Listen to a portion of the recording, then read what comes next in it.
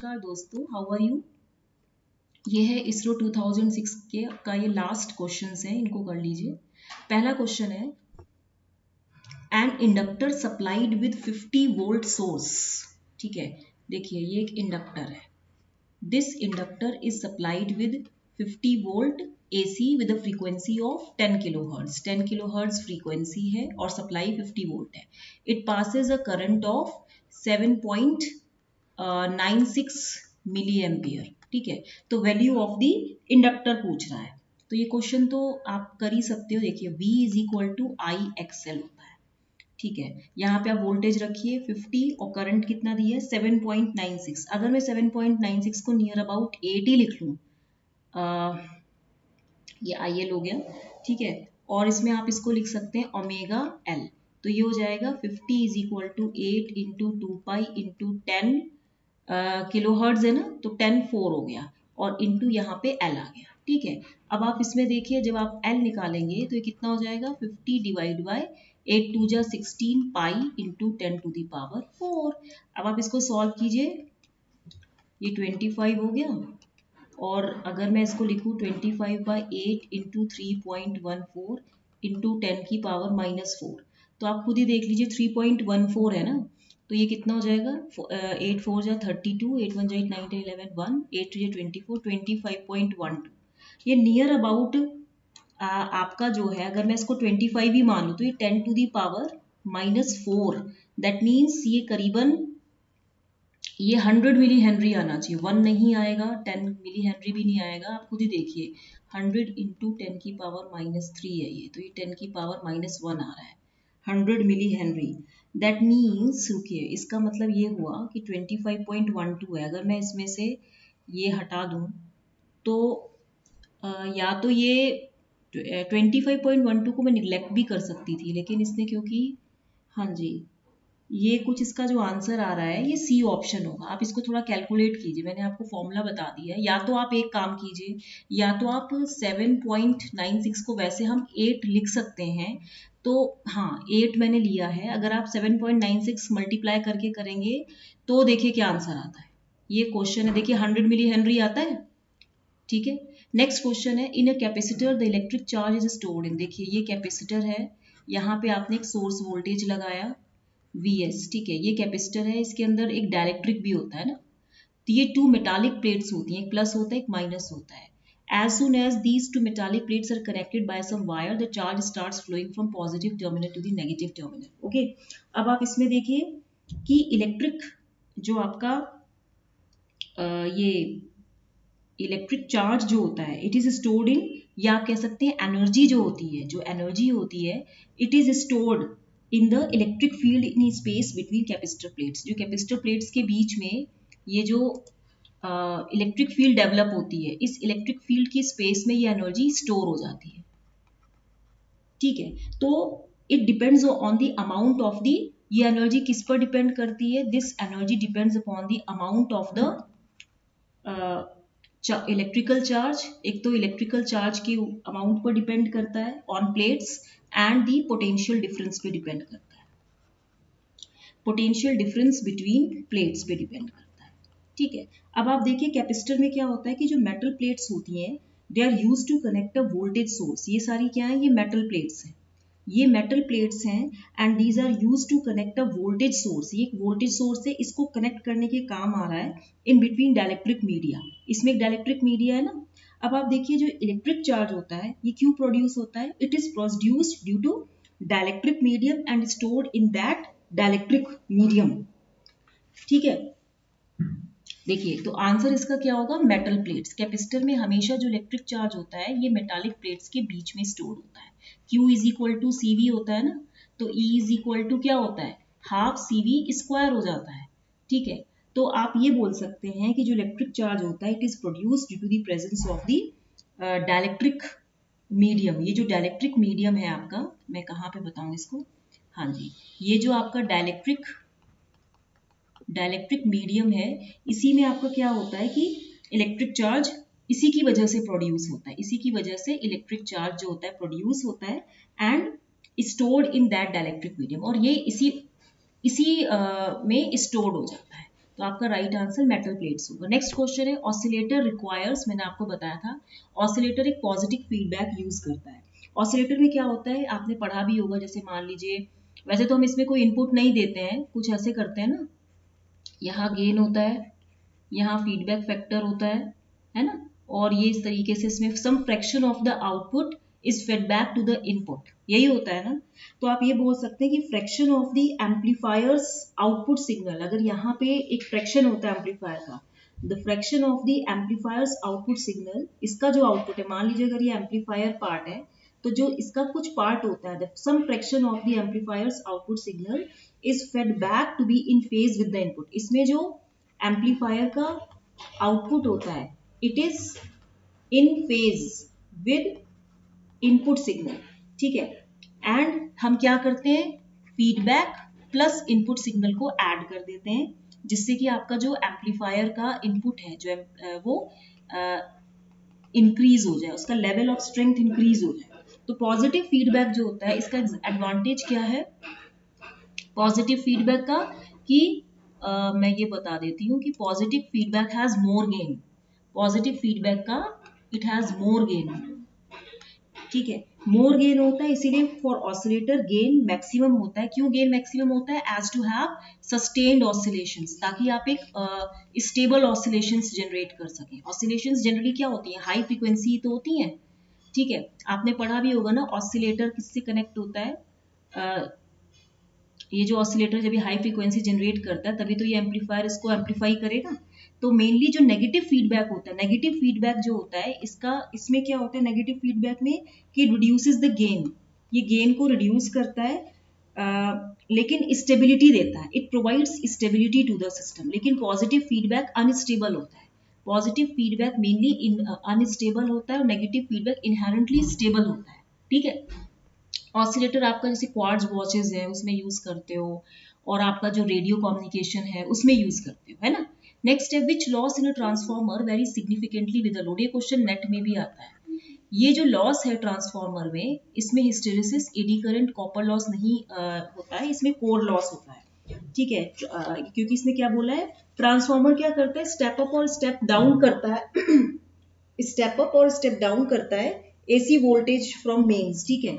यहाँ पे आप कोर लॉस को आयरन लॉसेस भी कहते हैं। जो आयरन लॉस होते हैं they are caused by alternating flux, ये क्या करते हैं ये ऑल्टरनेटिंग फ्लक्स के द्वारा क्रिएट होते हैं। ये मैं लिख भी देती हूँ, फाई आपने पढ़ा भी होगा ना, सॉरी, ये phi is equal to B dot A होता है ना, तो ये फ्लक्स होता है ना। तो alternating flux in core of transformer, in core of transformer as this loss occurs in core, ये जो आपका कोर लॉस होता है इसको हम आयरन लॉस भी कहते हैं, because it is caused by the alternating flux in the core of the transformer as this loss occurs in the core. Core loss क्यों occur करता है, it occurs in the magnetic core, mainly ये किस में occur करता है, it occurs in magnetic core due to alternate magnetization, due to alternate magnetization की वजह से क्या होता है कि मैग्नेटिक कोर में ये एग्जिस्ट करता है, core loss. And this core loss, मैं इसको अगर बोलूं this core loss, this is equal to hysteresis loss होता है and plus eddy current loss होता है। अभी के लिए इतना ही आप समझ लीजिए, इसमें कोर लॉस होता है। नेक्स्ट क्वेश्चन है the resistance of a parallel circuit consisting of two resistors is 12 ohm. देखिए ये क्या कह रहा है कि the resistance of a parallel circuit, दो रेजिस्टेंस हैं, ये पैरेलल में है, ठीक है, इनका जो इक्विवेलेंट रेजिस्टेंस है वो है आपका 12 ओम। तो क्या, ठीक है, और ये कह रहा है one of the resistance wire break, एक की वायर ब्रेक हो जाती है and effective resistance becomes 18 ohm. तो रेजिस्टेंस ब्रोकन वायर की कितनी होगी, देखिए सीधी सी बात है, हम इसको लिख सकते हैं 1/18 plus 1/r is equal to, हम क्या लिख सकते हैं 1/12, क्योंकि आपका इक्विवेलेंट रेजिस्टेंस जो है वो 12 ओम है और एक रेजिस्टेंस की वायर ब्रेक हो जाती है, जो इफेक्टिव रेजिस्टेंस है वो 18 ओम है। तो जो ब्रेक, ये ब्रेकिंग वायर की रेजिस्टेंस मान लीजिए, ठीक है। तो अब आप देखिए इसको सॉल्व करेंगे जब, तो कितना आएगा, मैं इसको लिख भी सकती हूँ कि R break plus 18/18 into R break is equal to 1/12, 6 2 जा 12, 6 3 जा 18, then it will be twice R B plus 36 is equal to twice R B. तो ये कितना हो जाएगा, R B is equal to 36 ohm. तो इसका जो आंसर आएगा वो 36 ओम। यानी कि जो वायर ब्रेक हुई है, वन ऑफ जो रेजिस्टेंस वायर एक ब्रेक हुई है, तो इफेक्टिव रेजिस्टेंस 18 ओम है। इफेक्टिव रेजिस्टेंस मतलब दूसरी जो वायर का रेजिस्टेंस है वो 18 ओम दिया है। Time constant of a series RL circuit, ये तो पता ही होगा, ये आर है ये एल है, तो इसका time constant L upon R होता है। ये बहुत मतलब आ ही जाता है ये क्वेश्चन, और ठीक है, तो इसमें ऐसी कोई बात नहीं है, ये इजी क्वेश्चन है। नेक्स्ट क्वेश्चन है आपका, a DC voltage V is applied at t equal to 0। ये आपका एक आरसी सर्किट है, this is a series RC circuit, ठीक है। यहाँ पे आपने इनपुट दिया है और यहाँ पे आपका आउटपुट है। जनरली लो पास फिल्टर होता है ना। अब आप ये कह रहा है कि डीसी वोल्टेज जो है it is applied at time t equal to 0 to a series RC circuit. मतलब कि आपने यहाँ पे एक डीसी वोल्टेज लगाया है, मैंने डीसी वोल्टेज लगा दिया है तो सीरीज आरसी सर्किट। आप इसको ऐसे करिए या आप इसको ऐसे कर दीजिए, ये बना दीजिए, ठीक है। अब आप इसमें देखिए, यहाँ पे आपने एक डीसी वोल्टेज लगाया है, यही मैं बोल सकती हूँ ना आरसी, यहाँ पे आपने डीसी वोल्टेज लगाया है। तो स्टेडी स्टेट करंट पूछा है टाइम t इक्वल टू 0 पे, ये बनाया है। आपको पता होना चाहिए कि जो आरसी सर्किट के लिए जो IT होता है वो कितना हो जाएगा, IT वो होगा V by R e minus t by R C. तो यानी कि स्टेडी स्टेट करंट पूछ रहा है। एक बात तो आप याद रखिएगा, मैंने आपको बताया था t टेंड्स टू इन्फिनिटी पे जो L होता है acts as short circuit and capacitor acts as open circuit, ठीक है। और अगर मैं बोलूं एट t इक्वल टू 0, जो कैपेसिटर होगा वो ओपन सर्किट की तरह बिहेव करेगा और जो इंडक्टर होगा ये शॉर्ट सर्किट की तरह बिहेव करेगा। तो t इक्वल टू 0 पे जब आपने लगाया है तो t इक्वल टू 0 पे तो आपका ये कैपेसिटर ओपन सर्किट हो गया ना। t इक्वल टू 0 पे, सॉरी नहीं नहीं नहीं नहीं, ये शॉर्ट सर्किट होगा, ये शॉर्ट सर्किट होगा, ये ओपन सर्किट होगा, गलत हो गया। अगर ये ऐसे हो गया at t equal to 0 capacitor will be acting as short circuit, तो जो करंट आएगी डीसी करंट वो कितनी हो जाएगी, V अपॉन आर होगा ना। कैपेसिटर तो आपका शॉर्ट सर्किट हो गया है, ठीक है। फिर ये पूछ रहे स्टेडी स्टेट करंट, सीधी सी बात है, स्टेडी स्टेट करंट आपकी जो होगी, मैंने आपको बताया था जो करंट होती है डज नॉट चेंज इंस्टेंटेनियसली। जो ICT at t equal to 0 होती है वही IC at t equal to infinity होती है। तो ये ए ऑप्शन इसका राइट ऑप्शन होगा स्टेडी स्टेट में। नेक्स्ट क्वेश्चन है द गिवन सर्किट रिप्रेजेंट्स, देखिए अगर मैं हाई फ्रीक्वेंसी लूँ, मतलब at high frequency XL is equal to omega L होता है। ओमेगा हाई होगा तो ये भी हाई होगा, तो ये जो एक्सएल है दैट इज एल है ये ओपन सर्किट हो जाएगा। जब ये ओपन सर्किट हो गया तो आपका सर्किट कैसा बन गया, ऐसा बन गया ना। अब similarly XC is equal to 1 upon 2 pi FC है। जब फ्रीक्वेंसी हाई होगा तो कैपेसिटर शॉर्ट हो जाएगा, ये शॉर्ट सर्किट हो जाएगा। तो ये कैसे बन जाएगा, ये शॉर्ट हो जाएगा, ये ओपन हो जाएगा और ये भी शॉर्ट हो जाएगा। तो आप खुद देखिए कि आपका ये सर्किट हाई पास फिल्टर की तरह काम करेगा। This is the high pass filter circuit. अगर आप इसमें देखिए लो करके देखेंगे, लो फ्रीक्वेंसी करके देखेंगे, अगर मैं बोलूं XL is equal to omega, low करूंगी तो ये शॉर्ट हो जाएगा। जब ये शॉर्ट होगा और जब XC is equal to 1 upon 2 pi FC से जब ये लो करूंगी तो ये हाई हो जाएगा, ये XC है। तो यानी कि ये तो ओपन हो गया ना, ये ओपन हो गया, ये शॉर्ट हो गया और ये ओपन हो गया। तो आप बताइए जब इनपुट में ही ये ओपन सर्किट हो गया तो करंट कहाँ फ्लो करेगी, आउटपुट कहाँ आएगा, तो लो पास फिल्टर नहीं हो सकता। नेक्स्ट क्वेश्चन है the very low frequency gain of the low pass filter shown in the given figure is, this is very easy question. देखिए इसने क्या पूछा है, लो फ्रीक्वेंसी। मैंने आपको बताया है कि XC is equal to 1 upon 2 pi FC पे अगर ये लो फ्रीक्वेंसी है तो ये क्या हो जाएगा, हाई हो जाएगा, दैट मीन्स ओपन सर्किट। ये लो है ना, तो जब ये ओपन सर्किट होगा तो यहाँ पे कैपेसिटर ओपन सर्किट हो गया ना, ये तो ओपन सर्किट हो गया, ठीक है। तो आपका जो गेन आएगा अगर आप सर्किट बनाएंगे तो सर्किट कैसे बनेगा, मान लीजिए ये प्लस माइनस है, जो भी है ये माइनस ही जनरली लेते हैं, ठीक है। और यहाँ पे ये 1K है, यहाँ पे ये प्लस V1 है, ठीक है। और यहाँ पे ये जो है आपका रेजिस्टेंस है R is equal to 100K, यहाँ पे आपका प्लस V2 है। तो आप देखिए जो V2 बाय V1 है दैट मीन्स ये आपका मॉड होगा, मैग्नीट्यूड होगा, जो आपका ये गेन होगा वो कितना हो जाएगा, magnitude of minus RF by R1, यही लेंगे ना, तो ये माइनस 100 बाय 1, ये के था, ये कैंसिल होके आपका 100 आएगा। जब ये 100 आएगा तो आप इसका गेन ले सकते हो 20। गेन हमेशा कैसे होता है, A B is equal to 20 log base 10 mod V2 by V1। तो आपका गेन अगर आपको ये dB में निकालना है तो ये कितना हो जाएगा, 20 log base 10 100। That means it will B 20 log base 10 10 square, तो ये हो जाएगा 40 dB। तो आंसर 40 dB आएगा। ठीक है, नेक्स्ट क्वेश्चन है the time constant of the network shown in the figure is. देखिए ये बहुत इजी है। आर इक्विवेलेंट देखिए ये पैरेलल में है, इसका जो आर इक्विवेलेंट होगा ये R square by 2r, that means it will be r by 2। और जो ये आपका सी इक्विवेलेंट है ये भी पैरेलल में है, तो इसका जो सी टी होगा वो होगा c प्लस सी 2c, उल्टा होता है ना इसमें। तो जो टाइम कांस्टेंट होगा वो होगा R equivalent C equivalent, that means it will be r by 2 multiplied by 2c। अब 2 तो कैंसिल हो जाएगा, तो ये rc हो गया। तो आपका आंसर क्या आएगा, ए। अच्छे क्वेश्चन है ना ये। नेक्स्ट क्वेश्चन है for the circuit shown below the current I flowing through the circuit will be. देखिए इस क्वेश्चन में मैंने जब सॉल्व किया था तो मैंने इस पॉइंट को ए माना था, इसको बी माना था, इसको सी माना था, इसको डी माना था। ठीक है, it is connected by a voltage source. क्या मैं अगर देखूं जो ए और सी पॉइंट है, क्या मैं इसको ऐसे नहीं लिख सकती, ये हो गया ए और सी पॉइंट, और ए और सी पॉइंट है तो यहाँ पे बी पॉइंट में आप देखिए ये बी और डी पॉइंट हो गया, ओके। और फिर ये 3 ओम हो गया। फिर आप यहाँ पे देखिए सी टू बी में ये 3 ओम हो गया। ठीक है, क्वेश्चन को बनाना सीखिए।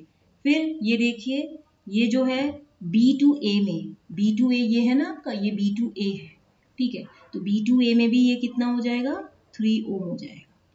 ठीक है, जब आप ऐसे करेंगे तो आप देखिए ये और ये, इसको आपने क्या कर दिया, इसको 2 वोल्ट बना दिया, प्लस माइनस 2। ठीक है, अब आप देखिए इसको पूरा सॉल्व कीजिए, कितना आएगा, 1 by R equivalent is equal to 1 by 3 plus 1 by 3 plus 1 by 3।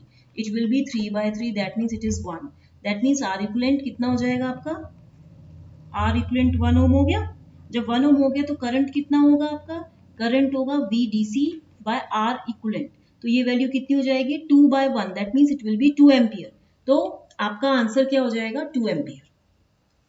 ठीक है, नेक्स्ट क्वेश्चन है when L is doubled and C is halved. Question में क्या दिया है, 79 का बता रही हूँ।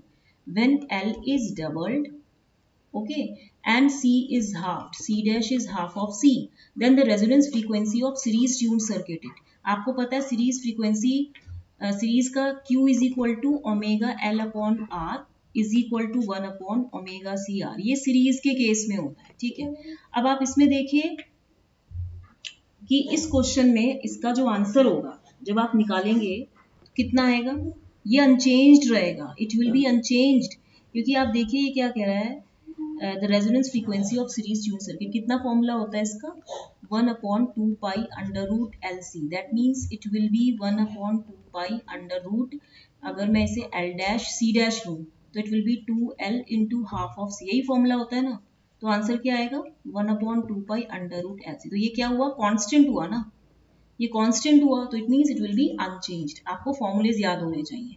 इन a series resonant circuit with increase in L क्या होगा, मैंने आपको फिर बताया था, omega L by R is equal to 1 upon omega C R, और दूसरा Q is equal to F R upon bandwidth होता है। तो ये कह रहा है सीरीज रेजोनेंट सर्किट में जब आप एल को इंक्रीज करोगे तो आपका एक तो क्वालिटी फैक्टर बढ़ेगा।